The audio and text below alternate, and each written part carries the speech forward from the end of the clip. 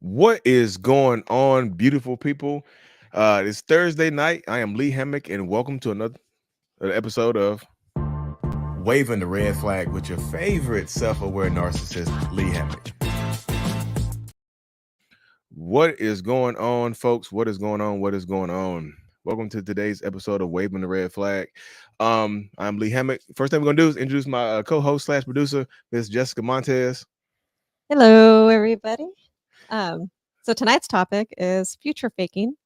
And so please put your questions about future faking or tell us your stories about future faking here in the comments, and we'll do a rapid fire with them later on today. Good old future faking narcissistic toxic people, y'all. What is up? Shout out to everybody who's watching on Instagram and TikTok as well. All if y'all want to hop over to the YouTube channel to drop questions in the comment section so we can put them on the screen later, that'd be great. The same name, Mental Healness, on YouTube and Facebook as well. So shout out to y'all for joining anyway. Thank y'all for tuning in. So future faking. What is future faking, y'all? This is a pop quiz. What is future faking? You know, Well, I feel like a lot of people get it wrong. But future faking is when a narcissistic person, toxic person, whoever, lies to you about the future. They sell you a dream, but deliver you a toxic future. They don't deliver on it. They typically come up short. It's things like, you know what? I know I just met you, but I just have the vision of like us with like a little dog named Toto, Toto from Wizard of Oz, Toto, picket fence, you know what I mean? Just out in the country, riding horses, just me and y'all know, just weird. I know I just met you, it's crazy. Future faking, selling you the future, y'all. They sell you the future, literally. They fake it. It's like pump faking, pump fake you on the future and whatnot. So this happens a lot of times in the beginning when you meet narcissistic people, but it's not total. But it's not. So future faking doesn't just happen in the beginning. It can happen in the middle. It can happen near the end as well. It can happen when the relationship is over and they try to get you back. So if y'all can break up and they just like, look, you left too early. I told you, look, I just put a down payment on Toto. Toto's just some expensive ass dog. They put a down payment. Look, get payment plan on Toto. Total, look, your dog is on layaway dog. You making payments on the dog. But that happens quite a bit, y'all. So seriously. So y'all been future fake. Drop the questions in the comment section. How did a narcissistic person, how did they future fake you? How are you future fake? Drop it in the comment section. We'll do is answer some questions later on. So the first thing we're gonna do, y'all, is story time. For story time, we're gonna bring on our first guest here in a few minutes. We're gonna read her story, break it down, and then bring her on. Let her tell you about her story. So it's time for story time with Lee. Now sit back, get comfortable, and listen while I help make sense of your story. I love it, the little sting. It's called a sting. mm-hmm. Okay. Story time. So story time, y'all. Whew. I fell right into the trap. I was the perfect new supply. Like, y'all, sometimes you are the new supply. You don't realize it. I added my ex-narc on Facebook and sent him a message to inform him that his current wife was cheating with my ex-husband. Oh, whoa. See, I read. Wow. Okay. Y'all see, it's already a twist. It's twisting already. Clapping cheeks. Already a twist. Goodness gracious. I messaged him on Facebook and sent him a message to inform him that his current wife was cheating with my ex-husband. I offered my friendship and support to him since I had just been through a divorce. Little did I know that this was news to him. He was out bowling with friends, and his friend called me from his Facebook Messenger account right away.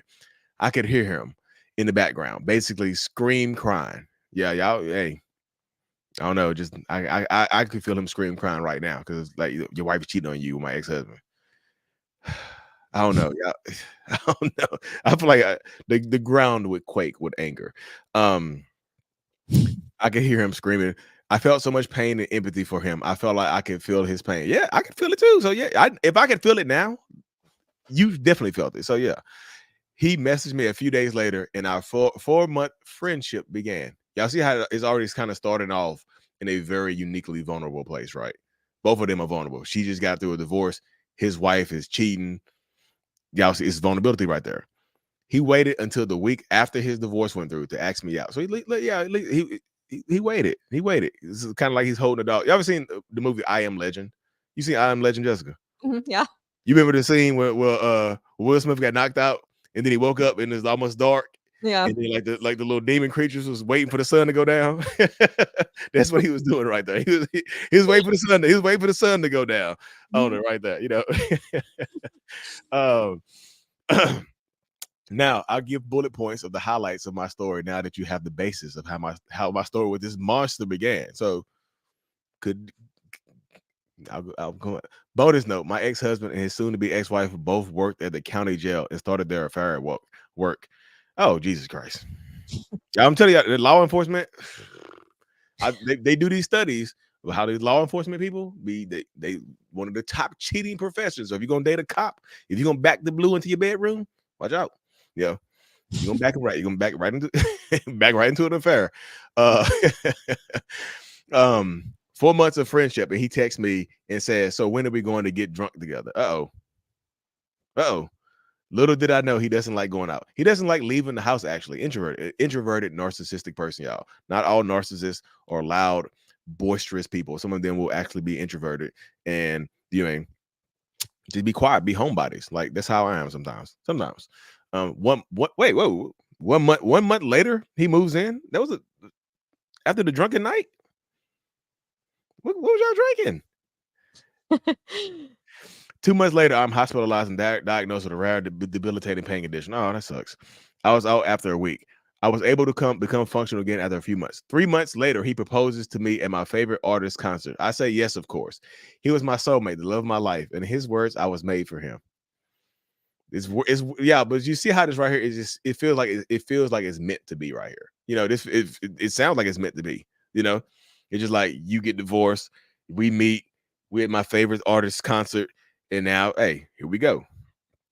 We didn't go out on a date in that time ever. So no dates. We were inseparable. The duration of our entire 4-year relationship, we only spent 3 full nights and four full days apart. Goodness gracious. So that's encompassing all your time. He often mentioned how I saved his life and was the only person who gave him a reason to not unalive himself after his ex-wife. But you see how that attachment right there. So so when I read this right here, what I see is a person that's making you grow more attached to them right there. You're the reason I'm alive. So if you leave me, I might leave this earth. You're keeping me on, or you're my earth anchor. You're keeping me anchored to this earth right now. He talked nonstop about his ex-wife. I learned about all her likes and dislikes, cooked her recipes at his request, and everything else in between, down to her personal hygiene habits and family dynamic of her childhood. Y'all see? Keep in mind, she was my ex-husband's girlfriend and still is to this day. Oh, goodness. So that's a very interesting dynamic right there. But you see how he was still obsessed with his ex-wife, and he might have left the relationship with his ex-wife. He might have divorced his ex-wife and whatnot.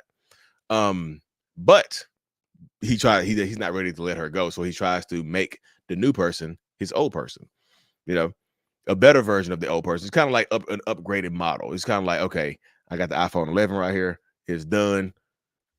It's still an iPhone, but I need to upgrade it to the iPhone, 14? What's 14, 15 out right now? I still got 11.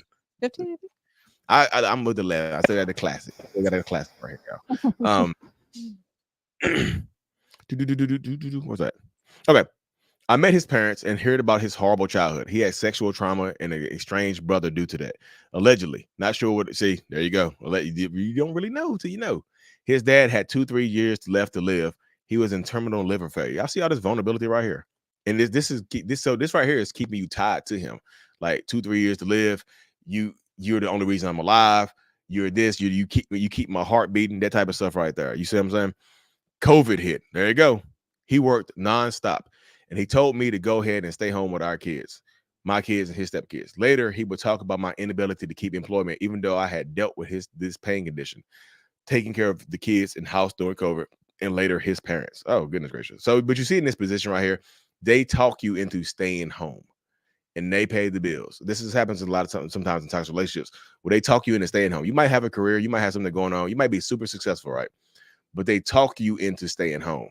and then you stay home and they resent you for staying home. Like you'll stay home with the kids and they'll resent you for it. It is a wild dynamic. It's like you're useless here. I do everything. You just stay home and sit around the house all day and watch the kids. That's all you do. And they will hold it against you, y'all. They resent you for the ability to stay home, even though they told you to do it. You know, even though they told you to do it. So it's crazy. It's crazy how that works sometimes. Um, we got married at the end of COVID, and we both happened to be recovering from it as well. So yeah, it was a COVID wedding. Our wedding was rough since we were both still recovering. A less than magical day. We moved to the country. He started his job at a bigger county jail in a town 30 miles over. Things got very rocky and money was no longer available to me. Literally refused to leave even $10 in case I needed to run and buy milk and eggs. Y'all see how that's a trap right there. Now he controls all the money. We'd have to wait until he got off work. I see now this is when the devaluation hit. So I think the devaluation actually hit when he started trying to make you into his ex-wife. That's when for me, that's when the devaluation hit right there. Like when he didn't see you as a whole person anymore. He started to see you as his ex-wife point, of the upgraded model, ex-wife 2.0. The last 2 years of our relationship we spent with him working nonstop while I took care of the kids in the house and both of his parents did. Until oddly, the last 4 months of our relationship, when he called into work 3-4 times a month to spend time with me, I took care of his dad through every last moment of his life. I had to call him at work and tell him his dad chose to be on hospice. I took his dad to lunch, doctor's appointments, to run errands, anything his dad needed, and we were extremely close. His dad was the first father figure I was ever close to. And right there, that's how sometimes we end up in toxic relationships right there, y'all. If that's the first father figure you had, you see the ex-husband. We're going to talk about this later when she came out here. While his dad was dying, his mom had a stroke and diabetes. Shout out, thank you for the TikTok, y'all. While his dad was dying, his mom had a stroke and diabetes complications. I begged him to let her move in so I could take care of her. Look at that, all that empathy, just oozing empathy right there, y'all. And they weaponize your empathy against you. Like you can be a great person, good person, and they will absolutely weaponize that against you. Like you can be the best person in the world, and they use that against you. Like there's never enough. What was that? While his dad was dying, that was a nightmare. She didn't want me to leave her side. Was extremely manipulative and demanding. Bad idea. Oh, the mom was toxic too. Oh, toxic mama. So you see, I don't think toxicity is genetically passed down, but it can actually be passed down. It can be passed down. It's generational, but it's not genetically passed down. This is my thoughts. I held his dad's hand and told him it was okay to let go while he took his last breath as his son was sleeping next to me. What? I wrote the obituary. His mom moved out to move in with her new boy. Mama, what? Red flag mama. Where's my Mama is a red flag. Wow.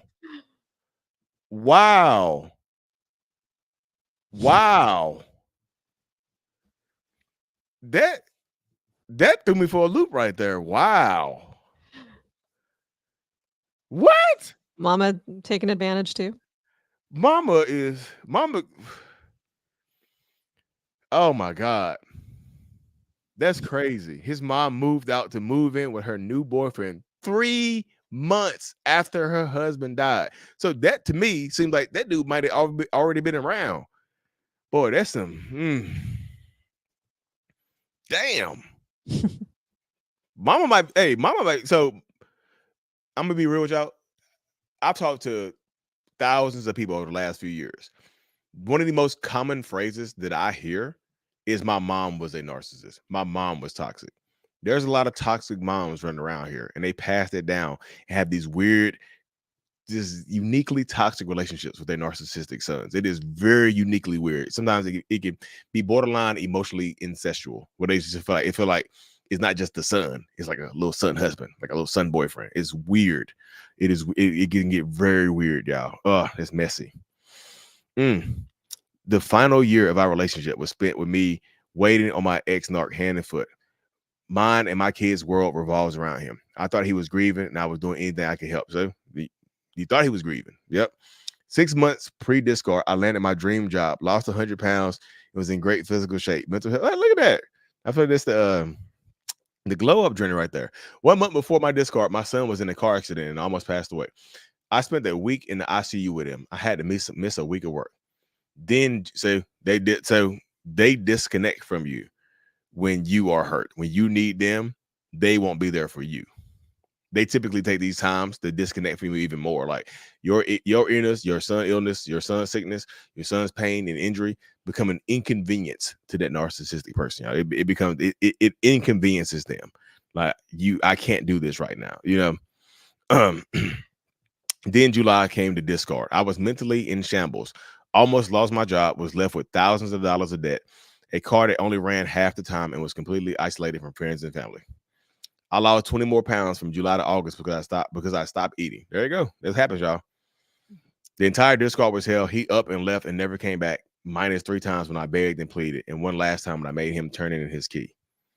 So the highlights of the discard: updated his Facebook status before I even knew he didn't consider us married anymore.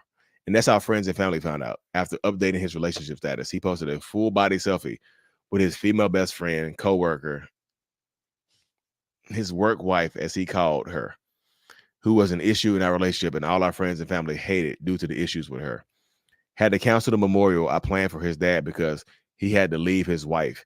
Posted nonstop about how toxic our relationship was and bragged how he made the tough choice to choose himself.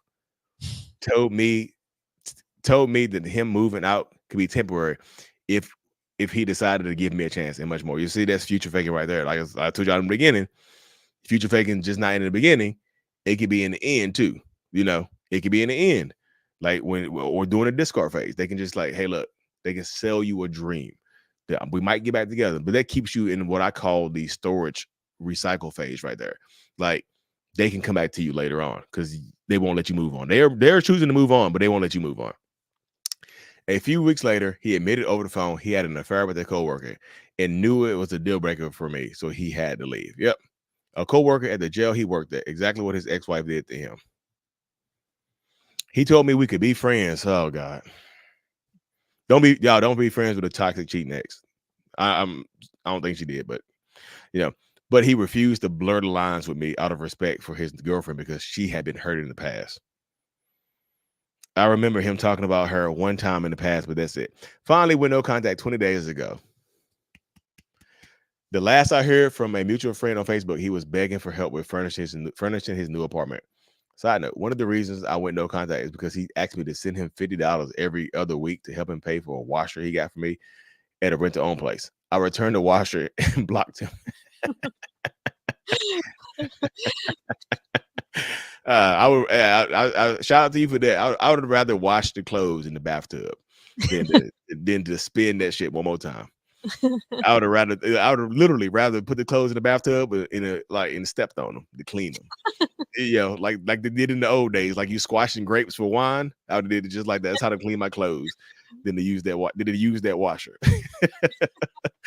That's it. That's me being real. uh, I'm sorry. Shout out to her though. So so that's my journey in a nutshell, I suppose. I'm in therapy. Shout out to you. I love therapy. I'm figuring out who I am again. I'm enjoying drawing, my fitness routine, singing, hiking with my kids, working my dream job after making a huge comeback and getting a promotion and working on getting out and socializing again. I laugh again. I'm silly again. And I'm the same kind of loving, loyal friend and family member I've always been. I never once reached out to the girl or even asked who she was. I'm not sure if it was the work wife, but I don't even care either. I blame him, not the other woman. I don't know how I'll trust again, but I'm committed to dating myself for a year before I tried. Consider dating again. Thank you for reading, for your time invested in my story, for all you share on social media. I credit you for pulling me through the darkest times. Shout out to her. Shout out to her for real. Let's bring Elizabeth in. We've got Elizabeth coming in, right? Hi, Elizabeth. Hey. Shout out to you. Seriously, shout out to you. That is super impactful right there. Just the way you especially the way you handle it at the end. That is super super powerful and whatnot. So I have a question. If y'all have any question for Elizabeth, just drop it in the comment sections and whatnot. But I have a question. So, how did you find out your ex husband was cheating with his, I guess, wife at the time? So I saw, because I co-parent with, my ex that is now with his ex-girlfriend. And I had seen some messages on his phone that they were messaging back and forth. And I was like, oh, she looks cool, whatever. And I went on her Facebook and then I found him and his status was still married. Mm, So I asked my ex-husband, I was like, do you realize you're dating someone that's still married? And he's like, no, he just can't take a hint. He's not letting her get out of the relationship. He's making it all up. They're broken up. They've been broken up. And then she was about to meet the kids. And so I figured at that point, if she's meeting the kids, then that means everybody knows, because I thought that was a pretty serious step. So I thought I was safe to message him. yeah, yeah. Wow. So she was about to meet the kids while she was having an affair. Well, according to them, they were not having an affair. According to him, they were on a break. According to who? Your ex. According to my ex-husband and his ex-wife, they were completely done. According Oh, to my most recent ex-husband, the narcissist, they were mhm. only on a break. Oh, okay. So, your most recent narcissist. So y'all divorced now? No, no. Okay. He never asked Okay. for a separation, a divorce, nothing. Okay. So I feel like that's something you're going to have to do. I'll just give you a heads up. That's probably something that you're going to have to end up doing, because sometimes they kind of use that as an excuse to just like make the new person hate you. Just like, Mm. my bitter ex-wife refuses to divorce me. She just won't let me go. And so because that allows him to feel like he still has this way back into your life, because hey, legally we're still married, but the Yeah. new person, it just stops them from moving on. You know what I mean? It stops them from getting married and just taking the next step with this person, because like, be the third wife in that space. And that's wild. I've heard I'm wife number 7. I was like, seven, Wow. seven, seven. All the exes crazy. It's just like all of them. You know, it just in that space right there. So it does happen a lot. So I feel like if you wanted to be over, you would have to be the one to file for divorce. Because that also I feel like that helps you heal, because you don't want to be ambushed by it. Because I'm not saying he won't do it, but you Yeah. don't want to be ambushed by it, because like you might be having a good day. You might be coming home from the gym, walking through the gym parking lot, and they Pineapple Express you, like Seth Rogen from Pineapple Express. Lisbon. He's like, yes. He's like, you've been served. You've been served on the way home. So in that space right there, I would just say it might behoove you to take those next steps. I don't know I'm in North Carolina. You had to be separated for a year to get divorced. I don't know where say you, and you don't have to say it out loud, but you have to be legally separated for a year with mail going to different addresses and stuff like that. Mm. To get divorced. So it's just like sometimes you might want to look into that to see how long that would take you and whatnot, because they will drag it out. They'll refuse it. They'll be moved on to a whole new relationship and won't divorce you. They just live their life. Like nothing's happening. And He never even forwarded his mail, and he left a good majority of his stuff here. oh yeah, Yeah, he took some things, but I made him turn in his key, and yeah, he doesn't have any access. So, I'm sorry, it, I missed that. How long ago was it?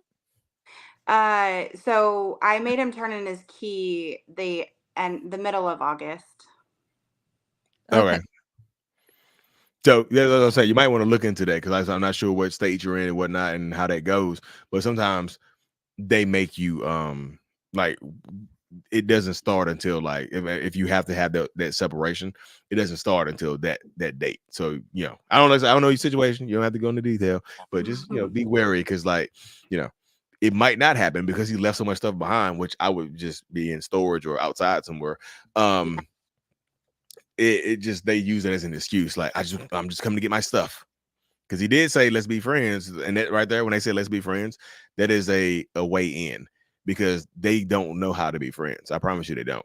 And look, I'm so in love with my new person, I don't want to blur the lines and cause any stress. That's wild. But like, I looked up a statistic the other day. It said those relationships, like when they start off with affairs, or 90 have a 93% failure rate. It is insane. I'm just like, people just be risking it for the 93% failure rate on relationships that start off with infidelity. So good luck to them. The love it, they I mean, like in law, like I said, y'all dealing with narcissistic people in law enforcement or jails or whatever. They be cheating because they spend so much time there and in the stressful environment. It's like, God, I'm so stressed out. Me too. And they just connect, just just eye contact or something like that. Sometimes that's how it happens. It's just something as little as that right there to get that ball rolling in that space right there. We So tried to have conversations about boundaries many times because I knew, obviously, with my ex, it was a thing. And he would just never have the conversation ever. So mhm. no reasoning with them. This after the relationship. No, during the relationship, I would just bring it up. Hey, I know you have a lot of female friends at work. Can we set up some boundaries about like, lines you wouldn't cross in conversation? Um, and yeah, he wasn't open to it. But during the discard, we were looking at Facebook and there was a meme about law enforcement and affairs going on. Mm. And we were laying in bed looking at it and I kind of laughed and he goes, I could see getting with somebody at work. The Oh, heart wants what it wants. I could see oh, it. oh, Jesus. So sometimes if you listen enough, they tell you. There's like foreshadowing. Mhm. Sometimes it's like Yep. foreshadowing, like reading a good book, just like something like that. Like they'll let you know what's going to happen. And I just feel like it's a sinister. I've done a few videos on this. It's a real sinister way of confessing on what's Mhm. going on. It's a weird way for them to confess and just say, oh, why'd you say that? And just like, oh no, I'm just saying, like the heart wants what the heart wants. I mean, my heart wants you. I'm here, aren't I? My heart wants you. So my heart got what it want. They'll say stuff like that to reassure you, but like in the mindset of them, they are probably, perhaps looking to possibly move on in those spaces and whatnot. Yeah, it does happen like that quite a bit. So it just, that sucks. But like I said, at least you survived and got out of it. But like, uh, so I know you said you're 20 days no contact, but it's actually longer, right? Because I got that email from you Yeah. a bit back. So how many days are you no contact? I think I just passed 40. I think maybe I'm at 42 or 43. oh yay, 43. So Yeah. that's tough. Yeah. And on the days when it's hard, I really think, having my respect completely stripped from me and having somebody that I love disrespect me like that. I think about my friends and family and everybody that was there for me and that spent so much time talking to me and helping me. And Mhm. I don't want to disrespect them in that way to Yeah. ever, talk to him or entertain him again. And I think that's what gets me through those hard moments. Yeah. That is, I mean, that's how you hold yourself accountable in those spaces right there. Because a lot of people struggle with finding a way to hold themselves accountable as to not reach out on those, nights when you're by yourself, nights when something triggers you and some things like that. People struggle. So that's a good way to, hold yourself accountable by not want to let your friends down and family members, but also you yourself, because I know there's some stress and some shame that could come with breaking no contact, sometimes, alcohol and no contact don't mix. We know that, I'm 20 days now today, no There you go, contact. 20 days. So shout out to you, Break it. shout out to you. Yeah. Yeah. It's not So, easy. Not easy.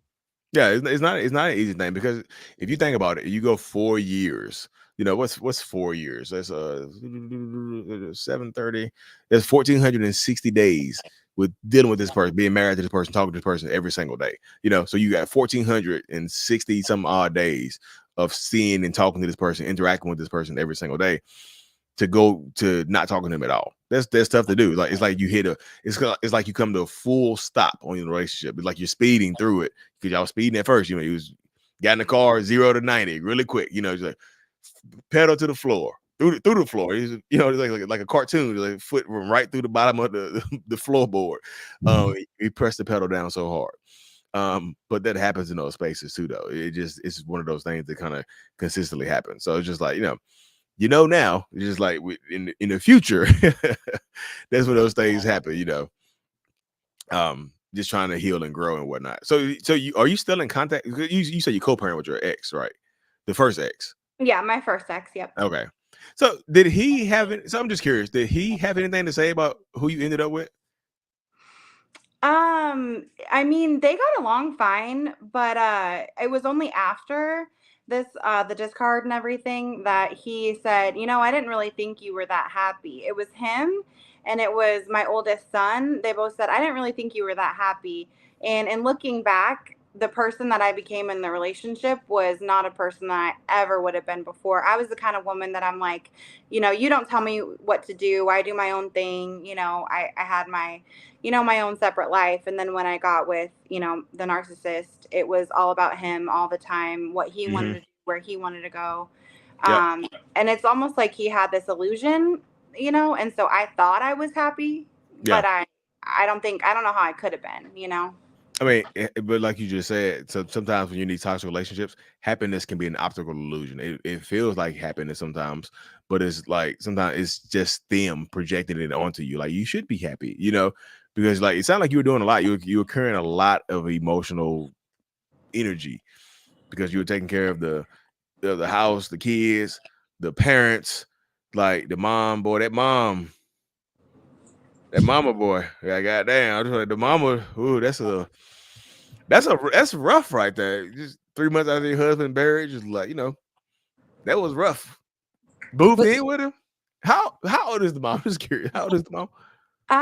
She's in her mid 60s, Okay. and when I didn't know anything about narcissist or narcissistic abuse, but when she moved in, there were so many red flags that Mhm. with her, and I wasn't romantically involved, so I kind of saw it in a different way, and Yeah. I was like, something is wrong here, like something is very wrong. So that's when I kind of looked into it. But then with my ex, um, I wasn't even the one who thought he was a narcissist. I still knew Hmm. nothing about narcissistic abuse, and I had two friends kind of say, "Hey, he sounds like a narcissist." And then that's when I started. I think I started following. You were one of the first people I ever followed to learn about it. I didn't know anything. Oh wow. So that's what people. I heard that a lot. Like you were one of the first people I saw. I was like, you see it when you meant to see it. You know what I mean? Because sometimes in the beginning you might not be ready to see it. I've had people that say that I saw your videos and I blocked you immediately, and then 2 years later, somebody duetted one of your videos, so I couldn't, and I saw you. I was like, I remember that guy. And I went and unblocked you and went down the rabbit hole. Alice in Wonderland type style. Literally fell down a rabbit hole and you know because it helps you understand it from a different angle. Because he was, just wait. Like I said, he was waiting. It's not like he was chomping at the bit, like waiting to get divorced, to ask you out. Like, when are we gonna get drunk? So he just sounded like he wanted to lower your inhibitions right then and there. Just like he was like, let me take you to a nice dinner. Just like no, when we gonna get pound some what is some Casamigos? I got a bottle of Casamigos. Like we don't have no one to drink it with. Just send you a picture of it. Well, and he knew my ex-husband and I because they were friends at work because they all worked at the jail in the town that we live at. Yeah. So they were friends. So he already That knew is messy. some of yeah, he already knew some about our relationship with my ex-husband, and he knew that we were very on and off again. And so before I knew he was leaving, he was like, "So you're going to be here no matter what, right? No matter what." Oh, no matter what. Yeah. I think that's what he was hinting at because he already knew that I had an on and off relationship, so maybe he was expecting that again from me. Mhm. mm, Yeah, that's just whole. So your ex-husband, your second ex-husband, and his ex-wife all worked at the same place. Yeah, both my ex-husbands and my narcissist ex-wife. Yeah. The county Woo! jail. Yeah, there's like maybe 20 employees at that one. Mm-hmm. Very small. Yeah, that is very small, like a little small town right there. It's like Yep. its own planet and whatnot. But like this happens sometimes. It's just in those spaces, it's like we all work in the same places, like we all going through the same struggle, and nobody outside these walls understands what we're going through except for us. So you try to keep it in house. It does get kind of, it gets kind of murky, it gets kind of foggy and whatnot, because that's why. So I'm so this is wait. So your first ex-husband was sleeping with this dude's wife, and they all worked. God, that's so Yeah, they messy. That worked is, together. They were friends. They played video games together. oh God, they were Fortnite. They're playing Fortnite and Yep, yep, cheating. yep. I have a question about this. Do you think that part of the dating Elizabeth was that like part of triangulation, maybe like getting her involved to piss off his ex? That's what And that's what I was that's what I was thinking. That's why I asked her earlier. Did your ex-husband, the first ex-husband, did he not say anything about it? It just feel like it's because if I was him, I would feel like you were trying to get back at me, you know, because it felt kind of snooty, just like you never looked happy to me. It just it just seemed like it was just all internal. That's just where my mind went right there in that space. It just like are you trying to get back at me because of this? Because I did this with her. So you go to him. That's where my mind went if I was the ex. So another creepy thing is we look almost identical, and he posted the picture of us, and everybody was messaging him, "Did you get back with your ex?" Oh, I got mistaken for her throughout the relationship. oh, oh, wow. oh, that's ooh. Whew. Yeah, Jessica, you were right. It's like she's like, it's long, but you're gonna want to read it. Just read it. Goodness. Well, shout out to you for surviving though, and being no contact. So this is my perspective like here, because like you, like I said, the divorce part of it. I don't know what say. You don't have to divulge your state, but like I don't, in these spaces right here, I would just say like you would probably want to take those steps as to going through with the divorce part of it on your end, because like I said, you don't want to be ambushed one day, because like you might be. I'm not saying it'd be easy to go downtown and file for divorce. I'm not saying that'll be easy, but just for me, it seems like they will be easier on your energy in your future to go do that, as opposed to like you, like I said, you might be just chilling one day, having a great day, and like sheriff there, and like, oh, we got some divorce papers for you, and something like that, or he might bring him himself. I don't. Can you do? I don't know if you can deliver them. I don't know if you can deliver them yourself. I don't know how that works though. You can hear, yeah. You can. Okay, like Mhm. he might do that. Like he might do that to try to hurt you, to try to bury the knife deeper. Just like, oh, I need you to sign these divorce papers because I'm getting married to the love of my life. Third time's a charm, right? For me, But I just feel like, but these are his patterns though. Like he's going to be this type of person for the rest of his existence. They don't. Mhm.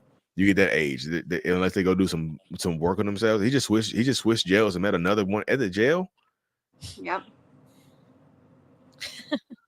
There's no fraternization part, Yeah. like no rules. Like goddamn, they just loose.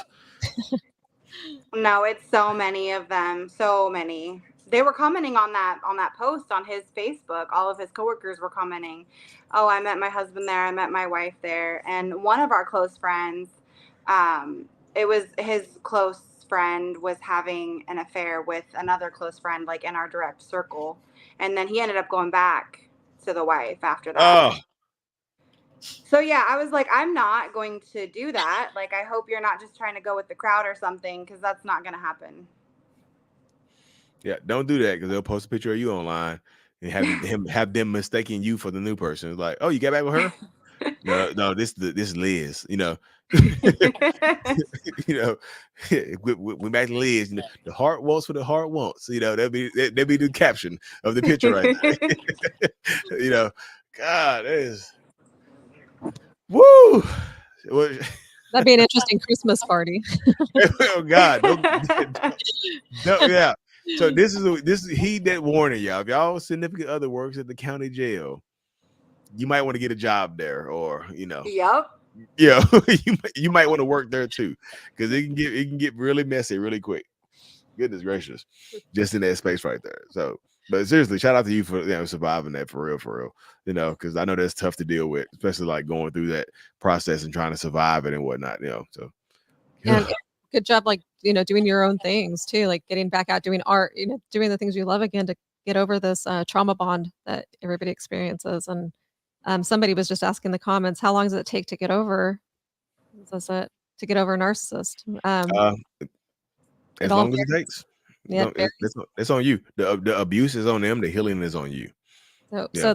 the steps that Elizabeth's been taking, getting back into the things you enjoy again, and being around the people that love you, and being accountable to them, is probably good steps in the right Yeah. direction It toward is healing. What I powerful. always say too is that, the tough times that I've been through, they're like really low lows. But when you have a good day, it makes the good days so much better that you just take in those good days and they feel so good. So Yeah. good. Oh, yeah. The good days, like I said, enjoy the good days because, like I said, you can have a good day, and you might can get hit by a wave one day. Like I said, just a wave of sadness. You just wake up one day, and just don't understand what's going on. Something has triggered you, a smell or a sight, TV show, something. But that's the survival is a whole different. It's a whole different beast, a whole different animal. And no contact helps. The longer you're away from the person and the habit and the addiction, the sooner Yeah, you'll heal. the longer you're away from it, you know Mhm. the better you are. The better it helps to heal and whatnot. Just that, just stronger you become. I feel like no contact is like it's a muscle. That you work. It's kind of like working out. You work out. You build that no contact muscle. Every day is a workout. Every day you exercise it and whatnot because you can't control whether or not they just pop up at your house one day with some flowers and just like I just messed up. I'll quit. I was just saying re-trigger you. But Yeah. too, like the longer you go no contact, and even though I am now 20 days again because I had a relapse, it's been easier now going no contact even after that, for Yeah. in the beginning. So, Yeah. well, thanks for coming on, Elizabeth. Yeah, Um, seriously, thank you for coming on. Like for real, like I said, that's gonna help a lot of people. I appreciate you sharing your story or whatnot. Like, whew, yeah, Thank you. all right, have a good night. oh goodness, shout out to her, y'all, because that is not easy to deal with right there. That is, y'all, their work life, the law enforcement that works. Boy, I'm telling you, And I'm telling you. she's strong to be, involved that heavily with everybody in that. She had so much going on to survive through. It wasn't just him. It was the mom, the dad passing away, got kids. It's just like, she had her own sickness. She got sick herself. That's a lot going on in that space right there. Yeah. It really, really is. So just shout out to her, y'all, for real, for real. Shout out to everybody watching on Instagram and TikTok as well, y'all. If y'all want to hop over to the YouTube channel is Mental Healness. I can see your questions on TikTok and Instagram, but it's easier on the YouTube channel to see them. Like we can put them on the screen on the YouTube. We can put it on the screen like April right here. We can put them on the screen to see that, and we'll do a Q&A at the end. So send your questions over to the YouTube channel, and I can write everything down. So seriously, it's at Mental Healness on YouTube. The link is in the bio, or you can just search Lee Hammock on YouTube and pop over. So shout out to y'all. So where we at now? Shout out to her, y'all. Seriously. Yeah. What's up next? Okay, voicemails next. So we've got quite a few voicemails here, and a couple of them are a little long. So just to warn you, but yeah, I think here we go. Let me start with this. Quick story. My name is Darnell, and I'm from New Jersey. And I was dating this girl for about a year. We started dating late August of 2023, and we started talking, and then we hooked up a few times. And I found out she had a boyfriend, and then basically she was cheating on her boyfriend with me, and then I ended up getting into a relationship with her. 2 months go by, so it's now like 3 months go by. So now it's like right before Christmas. I actually cheated on her just because out of my own selfish and stupidity. Tried to reach out to her one day, and it's actually our 4-month anniversary, and she responding because when she finally responds, it was like about 3 hours later. She told me she was getting one to her coworker, and I felt some type of way about it because like obviously I'm thinking she's getting her cheeks clapped 2 hours before her work shift, and like she was ignoring me. Probably happened, but I don't have proof of it actually happening. I started going through her phone, and I actually found when I went to her phone about the guy friend from Ohio. They used to have they never had sex, but they did have like a past or whatever, and she lied to me about that. So I got annoyed about it, but I told her like he knows way too much about the relationship. You gotta let him go. And then I would get called controlling, narcissistic, saying like I belittle her and everything.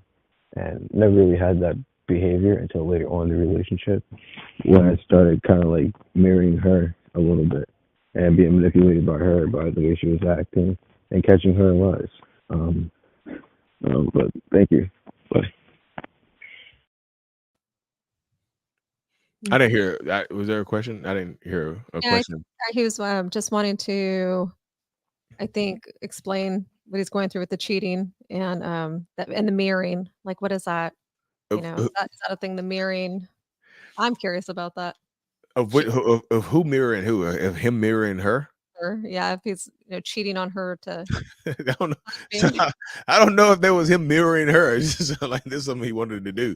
Honestly, it's just like you don't mirror the cheating. He's like, I just started mirroring cheat. I, when he said it himself, he's like, I cheated, because of his own selfish ways. So I don't. Did he say that? I didn't hear him say that she knew about him cheating. That she didn't figure that out. He didn't. I don't think he did say that. All She right, figured yeah, out, but I'm assuming she did, and like like the payback. But yeah, I don't think it was clear. yeah. So what you see in that space right there, and it's what I tell people, y'all. If they will cheat with you, you can't trust them. I just feel like you. And he said he didn't know she had a boyfriend at first and whatnot. Okay, I guess he said they hooked up, and then she found out. Then he found out that she had a boyfriend, Yeah. and then she left said boyfriend for him. That rarely ever works out. I know. There's a bit. I feel like there's a bit of hubris that goes on there where you just like, I'm better than an ex. No, y'all, it 93% failure rate. You meet them when they cheating, they will cheat on you, they will cheat with you. And yeah, it sounded like that relationship started off rocky anyway, just with the toxicity overall. Um, and nobody trusted anybody. Like there's no trust in the relationship, regardless, this in that space. So yeah, could you start to mirror that person and start to act like them? Yeah, but I feel like 4 months is kind of quick to be mirroring. I just, is that you being you in that space right there?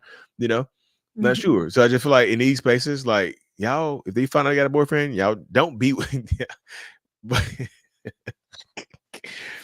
so me personally, I if I clap you, you know, and I finally got a boyfriend, I don't want to be in a relationship with you because in my mind you're gonna cheat on me. It's like you cheating with me. Like there's no trust there. So It's when everybody. clapping cheeks. there's, the foundational trust is a foundation of a healthy relationship, y'all. Just being realistic. So shout out to him for sending it in. Is that relationship over? It don't feel over. It don't feel over because sometimes the toxicity be intoxicating and you go back into it. So I just be careful. Be But it careful. might be a good idea for it to be over. It might be I would say it's a great idea for it to be over, but like or a baby gonna get involved, like, oh, I got a pregnant, man. Damn. The next voicemail is like, hey man, it's Donnell, Jersey. Man, I got a pregnant, man. I don't know what to do. How do you co-parent with a narcissist? I'm like, Mhm. co-parenting with a narcissist, y'all, is next week's episode. We're doing a co-parenting episode next week's show. So tune in next week as well for co-parenting. Uncle Slim, shout out for the donation to the channel. Says my ex narc female. We got two women in back to back. Is trying to use the fact that we lost a child and her son that she had before me to justify the fact that I can never leave her. What the so is that some guilt right there? Is that get in the car, honey? We're going on a guilt trip. Yeah. They weaponize your guilt against them. So but it just feels like y'all lost a kid, she lost a kid. Yeah, it just that's rough. I mean, I'm telling you to stay, but would they weaponize that against you? Yeah, they weaponize, your empathy against you or lack of empathy, whatever in that space right there. They want you to, stay with them through thick and thin. Mhm. And Okay. so, a lot of times they call it the thin time. So shout out there. Well, here's our next. And around this time of him asking me to be his girlfriend, I also heard that he may or may not be interested in men. And so it wasn't clear. And so I did some investigation. I talked to a guy that I knew, and the guy that I knew confirmed that he did like men because they had actually had interactions with each other, but it was years ago. It was like 10, maybe 10 years ago. So I asked him about it, and he was like, "Why did you ask me that?" So long story short, I found out that he would. I addressed it. He told me that it was his past. He's no longer dealing in the past, and he's no longer in that lifestyle. The conversation came up again later. He ended up telling me that the past was like 7 months ago. So I am talking to friends and talking to people and trying to, see if I want to trust this. Come to find out, he was still dealing with men, and he has a best friend who is married and gay. And I went through his phone and I saw, okay, before I went through his phone, it was a phone call on his phone. And I looked right at the phone. We both were sitting together, and he lifted the phone up, and I saw the name on the phone. And I was like, "You're not going to answer that?" And he's like, "Nah, it's just my mom." And I'm like, that wasn't your mom. And so we got in an argument about the fact that he was saying that that was his mom, and I clearly saw that it wasn't his mom. And so I broke up with him. But then I got back with him because I felt like maybe it was a little bit too harsh. Maybe I am being too much and doing too much like I always do. And so I gave him another chance. That's when I found out that he actually was pursuing men, and he was also pursuing women. So he had on social media, he's talking to men, he's talking to women. He's having sex with both men and women. And then also before I found this out, when I found I was pregnant. When I found out this, I was pregnant. When I found it out, I broke up with him immediately. I didn't talk to him for about 3 months. Because I refused to talk to him. I went no contact, and I told him when it comes to the baby, we download the app, and we can talk through the app. What? Oh boy. So, so, so the first thing I have to say, like, it took. Why you leave with the baby? why did it take the baby for you to leave? It's just like, I get it. I want to have my baby around it, but like, yeah, yes, that man is bisexual. In that space right there. So I always ask people. I don't know. Look, how far along are you in this space right here? Because like that person right there, I'm not saying because he's bisexual he'll be a bad parent, y'all, by any means. But if you think he's narcissistic and toxic and doing all this lying and busting it open, and he's clapping cheeks and getting his cheeks clapped, just like there's clapping everywhere, front and back claps, in that space right there, So there's a lot going on there. It just sounds like he's super cheating. Like, you can't trust that person. Like, if that's my mom, call your mama right now. Because right there, y'all, in that space, like I said, there's again, y'all, we are all inclusive here. You gay, straight, whoever you are, whatever you have going on, do you. But in this space right here, he kind of let you know who he was. He absolutely kind of let you know who he was. He's like, "Oh, I don't like men. That's in my past." It's 7 months ago. The past, yeah. Technically, I mean, the beginning of this episode was the past. Honestly, if you think about it, like if you think about it in terms like that, yeah. But the past is not the past, y'all. I just feel like in these spaces right here, y'all, you can learn from other people, y'all. If they lie to you about something that's simplistic, that's my mama, that's not his mom, and you take him back and you let him get in you, let him sow his seed in you. Let's keep it PG. Y'all gotta, yeah. Just like again, however far along you are, just be prepared to co-parent with somebody who's a liar, cheater. Just like, and yeah, you said you blocked him and went no contact for 3 months. I just feel like, what's the goal there after you got pregnant? I just feel like that would have behooved you before. But so now, just be safe, take care of yourself in these spaces, because like.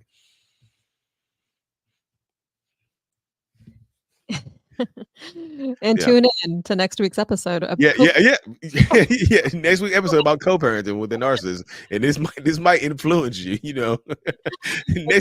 Next week's co-parenting episode might influence your life to go in a different direction. Because goodness gracious.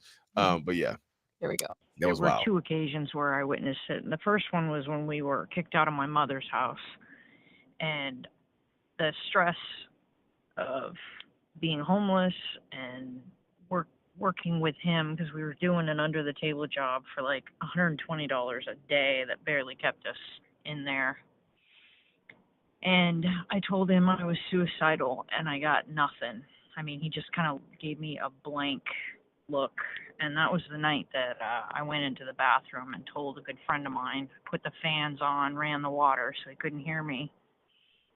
And she was like, nope, we won't have any of that. And that's when she's like, I got a plan. And that was, the beginning of my escape from him. And then on another occasion, I made the mistake of getting back together with him when we got back to Oregon. And he just didn't care.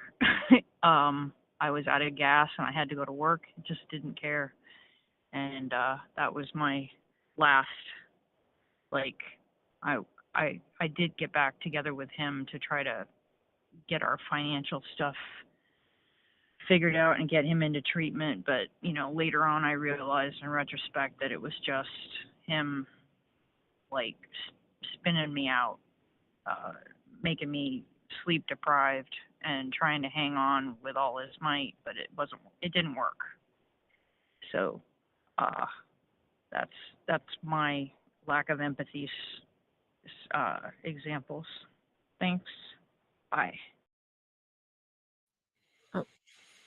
There's something unique about struggle love.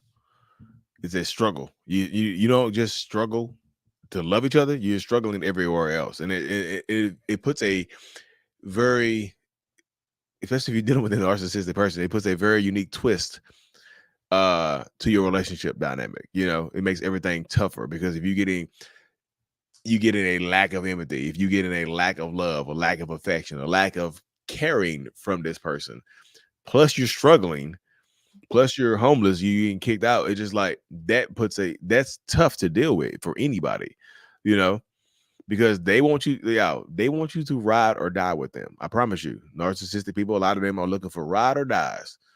Are you my ride or die? If somebody asks you, are you their ride or die? Ride away. Ride away. Because they're about to put you through some shit. I promise you. This is not gonna be no happy-go-lucky. Ride away. You're going to be buckle your safety belt up. Like you about to be a crash test dummy. They're gonna treat you horrible and put you through some shit and expect you to stay through it. Ride away from that situation.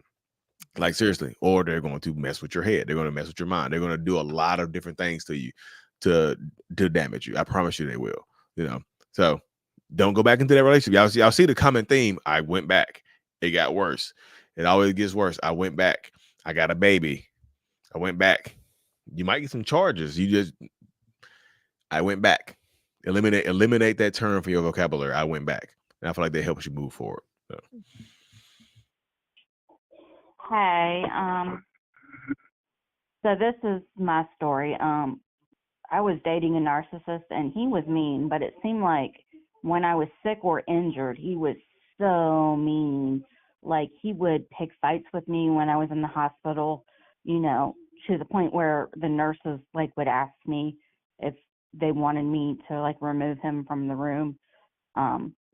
He would take my car and leave me there. And then when it came time for me to go home, he would not pick up the phone, or he would tell me, not my problem when it came time to pick me up and take me home. And there were times where I would have to call my mom at 3 and 4 a.m. to come get me because Uber wasn't a thing during this time, and I would just ask him why he was so mean to me when I needed him the most. And he would say that I was just a sorry person and I was weak and he wanted a healthy woman that was stronger than me. It just sucked. So in that space right there, like when you're dealing with a narcissistic person, toxic person, they're like when you get sick, hurt, tired, or whatever, they're going to treat you horribly. That's just that's how it goes a lot of times in these spaces. They're going to treat you horribly when you get sick because your sickness, your illness, whatever, becomes an inconvenience to their lives. And also in your if I hear another damn story about in my car, they left me in my y'all, if you don't report they got them car stolen and he left me stranded in my car. No. They'll do that because they feel like they're in control of you. You can't do anything with you. You can't do anything about it. And for them to belittle you and try to hammer away at you and say something like, I need a woman that's strong, that's going to deal with me. and just gonna take it what I dish. No, y'all, you don't have to take what they dish. Why? Why would you take what they dish? What are they dishing? What are you taking? Is it worth it in this space? No, typically it's not worth it. So I just feel like in that space right there, y'all gotta be dealing with that. It is tough to deal with, y'all. But just like, no, not in your own car. Boundaries. You have something you want to add? Yeah, I guess when you're asking yourself the question, what am I getting out of this? That's something to be looking at. Like, what am I getting out of this relationship? So I tell I ask it to people when I'm doing my one-on-ones. When I ask it to people all the time, like, what are you getting here? Mhm. And a lot of people say nothing. I'm like, you can't say nothing. You cannot be in a relationship. And I ask you that question, you say, I'm not getting anything. That's not true though. You're getting something. That's why you're there. You have to figure out what you're getting from this person and cut it off, or Mhm. reestablish another way to get what you're getting from them, because once you understand what you're getting from that person, it allows you to understand that the dynamics of the relationship, and allows you a lot of times to be able to move forward and move on in a healthier way, because you understand what you are getting from that person. You can't say nothing, not getting anything. Yeah, you are. Then what you doing? You're wasting time. If you're getting nothing, what you literally wasting time. One life to live. Yep. I was with him for 4 years, broke up for 1. I literally tried everything as well to make it work out. But everything I did was like not ever good enough. And he would actually like put me down about everything. Was very neglectful with communication, affection, even sex. I would always be the one asking him, like, trying to get him in the mood, trying to communicate myself, trying to be affectionate. And it was like I was like begging, and I shouldn't have to do that to anybody, especially in a healthy manner. And talking to someone like that, you just cannot communicate and talk to them at all, even in a healthy way. They don't want to hear it, like you said. They don't want to have accountability for anything, knowing that they're wrong. And this is a guy who grew up with narcissistic parents, did really messed up things as a teenager, wound up in jail once, in prison the second time. Like I said, I'm still trying to navigate myself, educate myself, get myself out of it, go no contact. Luckily, I did not live with him. Luckily, I did not have children with him. But there's things about that relationship and him that I do miss, because it was the false persona of somebody he's never going to be or never was. That wearing a mask, hoovering, gaslighting, manipulation, all that stuff happened all the time. And I didn't realize it until after probably a year into it. And now I know. But there's still you wish that person was the person they presented their mask to be in the beginning, but they never are. So that's very heartbreaking. Like everything you've said is absolutely 100% true of what happens in those kind of situations, in those relationships. So thank you, Lee, Mental Illness. I appreciate you listening to my voicemail. Sorry again if I'm rambling on. If there's some direction, or I could continue to watch your videos, or if you suggest certain therapy, certain therapists, please let me know. So discipline. This I planned in these spaces right here, especially like just take a step back. Somebody put it in the when I asked what you getting from the relationship, they're like, oh, the eggplant. I was like, y'all, you have to have, if you don't have sexual discipline with a narcissistic person, you're going to lose 10 out of 10 times. If you have no sexual discipline, like it's the best I ever had. Y'all, I'd rather have 0 buns than some toxic buns that are gonna ruin my damn life. That's just my thoughts. You know what I mean? That's just like, if the cheeks are gonna ruin my life, if the cheeks are 10 out of 10 and my life is on the line, man, just like, give me my life. I want to live. Discipline. This I plan. You got to plan. You got to plan for health and whatnot. Because that's what happens. And what she just said, nothing is ever good enough. That happens all the time, y'all. When you're in a toxic relationship with a narcissistic person, nothing you ever do is going to be good enough. It just won't be. And if you're dealing with a narcissistic man, and you're begging for eggplant, I don't think you understand how ego boost that gives that person to deny you. Yeah, Olana, yeah, 10 out of 10. To deny you the meat. You say to deny you the meat. She's like, please, just give me a little. Can I get a little sample? Can I get a sample platter? No, I'm not in the mood tonight. And they just roll up. They roll over a snicker like, no, they, that that empowers them so much. I promise you. Yeah, take back your power. No, no. Was it? No, you got to stand up. No, don't beg. Don't beg him for that, y'all. Vanessa, yeah. I guess that's something I don't understand. I never begged for that. Yeah, yeah. I'm just like in that space right there. You gotta have that discipline. Meditate. Get you a vibrating chair. You ever seen what was it? Talladega Nights when the girl was in the chair, which is the vibration of the cars. Go do that. Go get in the fast car on a bumpy road if that's what it takes. And that's a guarantee. The vibrator is the guarantee. Yeah, go do that. Go do something in that space right there to help you heal from that. Because like that, yeah, you want in a healthy relationship. Yeah, that's something that's reciprocated. That's something that's good. That's passionate. You know what I mean? But narcissistic people love to be in control of that, and I'm just telling you, a narcissistic man perspective. They love to deny you that. Or to give you a little sample and just have you begging, like, yo, I got my girl begging for some meat. Crazy, they got it whipped. Oh my goodness, they be telling their friend, "Oh God, no." So this therapy wise, I would specialize in a therapy like trauma therapist. Like I always tell people, you deal in a toxic relationship, find a trauma therapist. Like seriously, they help you out a lot. And we have a lot of questions today. So for rapid fire, I think I'll start moving on those. Okay. And we also have people who are telling us their future faking stories. So this one is Kat. Oh, promises of family and traveling. Yep. They'll take your when you first meet a narcissistic person, they'll take your dreams or whatever you're looking for, and they'll turn them into a fake. They'll fake you out and whatnot. Excuse me. Mine asked me to marry him, promised me everything I've ever wanted, then took it away a month later and told me I didn't act like I appreciated it. Yep, that happens right there, y'all. It's kind of like you're fishing right there, right? And you ever seen that meme like, oh, almost got it, just too close. You almost there. You got to act right. He first started telling me he wanted to go on a cruise with me and take trips. Yep, there you go. A lot of trips. Bought us season passes to Knott's Berry Farm 2 weeks in. We went twice. I don't even know what that is, but it sounds lovely. It's like it's in California by Disneyland, but it's it has like Snoopy characters and those like Looney Tunes and things like that. Yeah, it sounds lovely.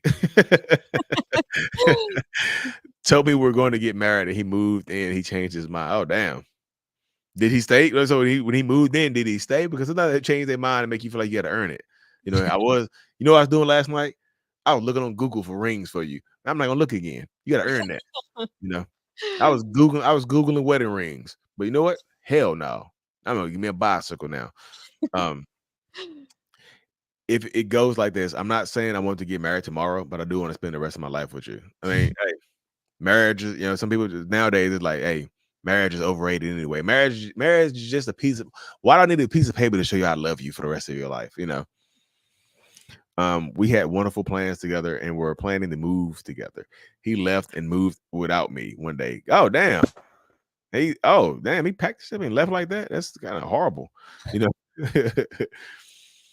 Offered that I take a break from working to pursue it, opening a business for us that turned into complete financial abuse. Change the password on joy. Oh damn, that's evil. That's evil. Husband, we have land, so we're gonna build a home on this land, but just be patient with me. Boy, if they're not showing you any type of moving forward, like any type of progress, they just say, just be patient. Y'all seen those memes with the skeleton sitting in the chair? That's what you're gonna look like. Being patient with a narcissistic person. Here it is for 20 years. 20 years in a marriage. See, I've been waiting on you to just sit down and go over small financial matters, and you get mad. And how we talking about land? I'm leaving. I've heard what you wanted to do for so long. Oh, see, I'm just telling you. Am I wrong? No. I mean, 20 years. I mean, how much more? Y'all, the average human lifespan about 80 years, right? I guess, right? So that's 25% of your life. Wait, how much more you gonna give him? How much more you got? How much more you gonna give him? He said within the first month of getting to know each other, after his baby mama walked out on him and they're twins, if I wanted a kid, that's something we can try for. If that's something oh dear Lord, the first month, y'all, if they talking about giving you a baby that quick, I resonated heavily with Jess' story. She shared. Is that your story? Yeah, I think so. I to a T. Oh, coming in younger. I think when you met when you first got him, the kids were young. Yeah, Yeah, yeah. you went back. Okay. Sorry, that one snuck in there. He asked me to marry him after 4 months. We was going to grow old together. All these trips we were going to take me to the beach. It's going to be forever, but it wasn't. Lies. Yeah, they say you'll dream, and they very rarely deliver on that thing. My husband love bombed me by sending me flowers to work, something he had never done before. We were buying a house. We moved in, and 2 weeks later on New Year's Day, said we should file for divorce. Oh damn! Move in the house and like me that much that she promised to buy me a trip to Buenos. She promised. She liked me that much that she promised to buy me a trip to Buenos Aires. I mean, which is 22-year-old woman promised it. I mean, what 22-year-old woman promises that to a 30-year-old man? I mean, what did a 30-year-old man believe that? You mean, did you believe that? He called me after 2 years of no contact, completely changed subject after I asked for closure. Y'all, closure is a myth. It's a myth. Closure is something closure from someone else is a myth. Closure is something that you give for yourself. Love bomb me and asked me if I knew any properties for sale where I live in Mexico. He's in the US. I'm just telling you, closure is a real myth. In the middle of fights, he would say things like, I was planning to buy, yeah, of course, y'all. I was planning to buy a car, but you don't deserve it. That happens so many times, y'all. When you get to arguing and fussing and fighting, all of a sudden they'll just throw something out there that they was going to do, but now you don't deserve it. No, now you don't deserve it. Mom wanted a house, kids in the future. Complete 180 in a few weeks. That happens, y'all. Mm-hmm. My mom had a boyfriend and my dad living in. Wait. My mom had a boyfriend and my dad living the same. Mama. This must be a comment to her. Oh, to Elizabeth's story where the mother had a boyfriend within 3 months, moving in with him after. what was the dad doing? Dad just chilling. Ooh. My future fake paying back contracts and on a 2-year no contact. And my attorney about to finish file.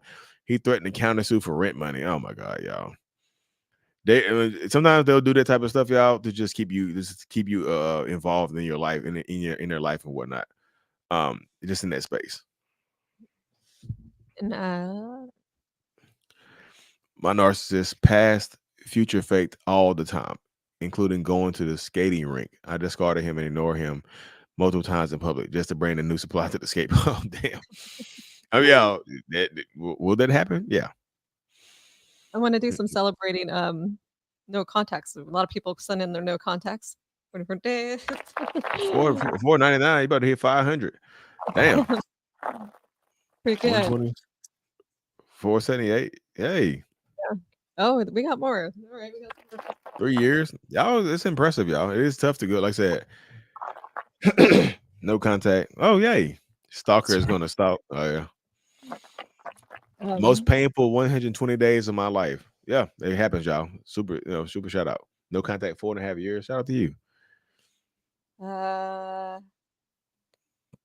So that right there, it's like that. So that's that's so generalized because everybody's time is gonna be different. Some people might be trying about it years later, y'all. Like I said, the abuse is on them. The healing is on you. It really, really is. So it could take a couple months. Could take a couple years. It's on you. I know people don't want to hear years. Like years, damn. My husband, who I think is a narcissist, got a questionnaire and consultation for 31 hours and said they told him he isn't a narcissist. Yeah, it don't work that way, y'all. he got a questionnaire and a consultation for 30 minutes to 1 hour. The first session of therapy is just them getting to know your name and what you're doing there. They're not diagnosing you. Yeah, the test for a narcissist, the test you take to get diagnosed as a narcissist is an hour and a half to 2 hours long by itself. So you're not being in there for 30 minutes and coming out and saying that shit like that. So you're just in that space right there. So I would just say that right there. What if the narc hubby just like to live like nothing's going on, cheat, ignore you, all the problems? So I mean, y'all, if they acting like you don't exist, then it's time for you not to exist in their life. I'll just be realistic with you, because like cheat, ignore all the problems, blame on you. Then it might be time for you to just just in that space, just hit the dip. How do narcs keep up with their own lies, folks? Because they don't have to keep up their own lies. They just tell new ones. They just tell a new one. And it's not up to them. It's not up to the narcissist to keep up with the lies. It's up to you not to believe them. And this is just in that space right there. They don't have to keep up with the lies. If you just don't tell them, they can just tell a new one to fill it in. The narcissist says things like that in order to see your reaction. It's like, yeah, they will do things to set you off on purpose. A year and a half, no contact, still battle with peace. There you go. Power up, though. It's tough. Like I said, it's not easy, y'all. It's not an easy thing to deal with. Excuse me. Like, seriously. Why does it feel like most people are narcissists? So everybody has narcissistic traits in them, y'all. It's just survival. People want to survive and whatnot. But once you get waking up to toxic narcissism, then it's like you putting on the narcissist shades. You see him everywhere. You're just like, damn, why does everybody look like a narcissist right now? Yeah. Why? You just get shades knocked to the side. You seeing like this now. You're just like, everybody's a narcissist now. Like, it's hard not to see it in the real world right now. I promise you, it's hard not to see it in the real. That's all I see now. Right now. Yeah, see it through there. Yeah. It's hard not to see it like that. Toe X, she cheated. Shout out to Uncle Slim for the donation to the channel. Toe X, she cheated on her new supply with me after 6. I'm a little confused about that one there. So the new supply, she cheated. Oh, she cheated on a new supply with you, or with him, or with him. Oh, with them, Uncle Slim. So with them, which is gender neutral, just whoever you are. Yeah. Then I'm just telling y'all, they'll cheat on you. They'll cheat with you sometimes. Like, and the way they'll talk you into it sometimes, they're like, look, I cheated on you with this person right here. It hurt you, didn't it?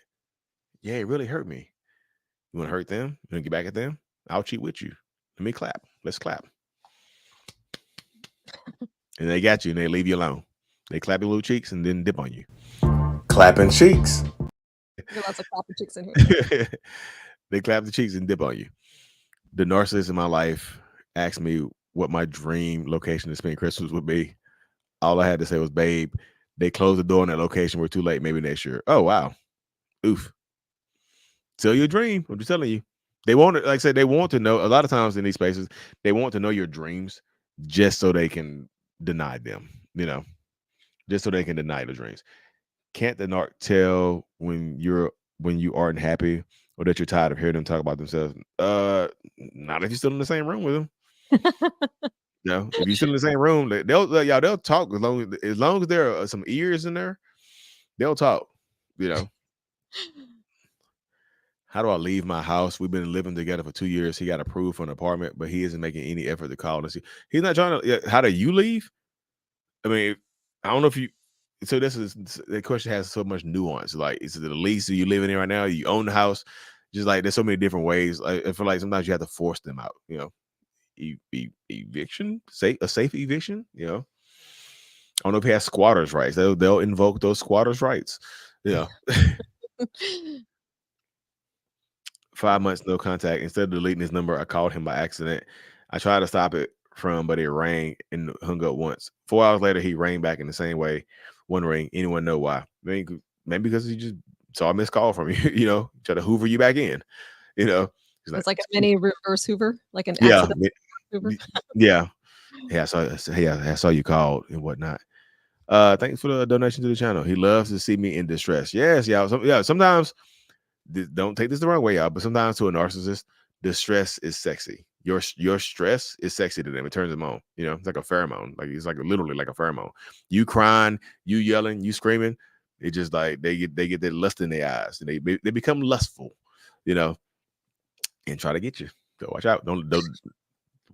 Do not sleep with them in those highly emotional times. He agreed to always take care of the children after I left. He owes me $40,000 in back support. And showed up to court with his mistress. So they don't lock you up for back support. In North Carolina, you show up $40,000 in arrears, your ass ain't leaving the courtroom today. I hope your mistress got bail money because you going to jail. They don't like your ass up. It's like, come here, let me hurt my baby mama's feelings real quick. Hey, you put your hands behind your back for what? You owe $40K. No, I ain't paying that. I got my mistress with me. You know, I'm just telling you. In North Carolina, they send you to the back. They send you to the back. Somebody said I had 2 babies because of distress sex. I'm telling you. Y'all be when you distressed and y'all let them clap them cheeks. I'm just telling you, y'all be wanting crazy shit. They be like, I'm gonna have a baby right now. You like, I'll have a baby with you. Got your ass. Tried mediation just to dump his girlfriend after her fake social media page with her and her baby father of 5 kids. That's a little rough right there. He dumped his baby mama with 5 kids. Woo! No, so New Jersey sends you to jail. Also, yeah, you show up to court in North Carolina, $40K in arrears. You're not leaving that courtroom. I promise. Unless you got $40K in your pocket, you're not leaving the courtroom. Unless you got a lump sum down payment, I promise you going to the back. You know, don't be surprised you get surrounded by marshals. You go in there and try to stunt with your new boo. You get surrounded by the marshal, like you going to the back, buddy. Yeah, it's a good idea to bring her so she can bail you out, I guess. Mine is paying $9 a week child support because he won't ever work. I can't wait to spend big for my son. Hey, Renee, you gotta get him something nice. That's some V-Bucks on Fortnite right there. They raised the price of the V-Bucks on Fortnite. I think you can get 700 V-Bucks with that $9. You know, get you Eminem. They had an Eminem skin on Fortnite right now, so you can get your Fortnite skin. April, shout out to April. What's going on, girl? But yeah, that happens. So I'm just telling you, they will do that type of stuff right there. North Carolina, $40K, shit. I'm telling you, you can be a couple $100 in the rears. You going to the back. Show with your mistress in court. You lost your damn mind. You going right to the back. Thank you guys for all the questions and send in your stories here to Waving the Red Flag Show. Voicemails to the phone number. And I have my favorite video of the week to share. You ready for that? Here we go. It's a beautiful rainy day to take out the recycling. Oh my God, what are you doing here? Don't be alone. Look, I'm just here to take out some of my recycling too. And hopefully recycle our relationship. Don't take out your recycling. It's somebody else's house. Somebody else's house. Like I didn't live here for 2 years. Yes, you lived here. I kicked you out and I have a restraining order. Like, what are you doing here? Restraining orders are not force fields. They're just a piece of paper. And you can't restrain my love, my heart. Look, please leave me alone. I'm done with you. Look. I know I messed up. I'm a changed person. Messed up. You had a whole baby by somebody else. Now leave me alone.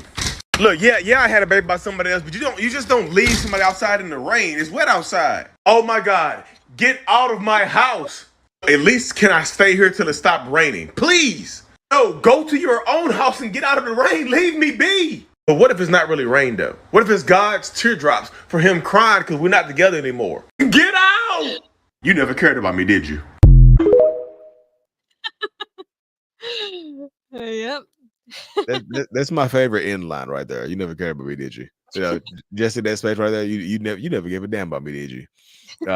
In that space, that happens all the time right there, y'all. Like seriously, they don't give a damn about you. You're just in that dynamic right there. Thank you guys for the Christmas tree comments. I've been seeing them up there. I'm gonna be decorating the tree this Sunday with my daughter. So there'll be some more decorations on it next week. God's teardrops. Y'all know that was off the cuff right there, y'all. That's off the cuff. That's off the cuff. Like when I film those videos, they be off the cuff. Like I have an idea and I just go. It just go. You know. Don't be alarmed. Yeah, I don't know where that came from. Don't be alarmed. Don't be alarmed.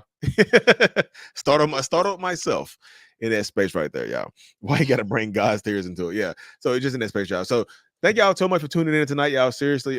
Next week we'll be back to doing the after show.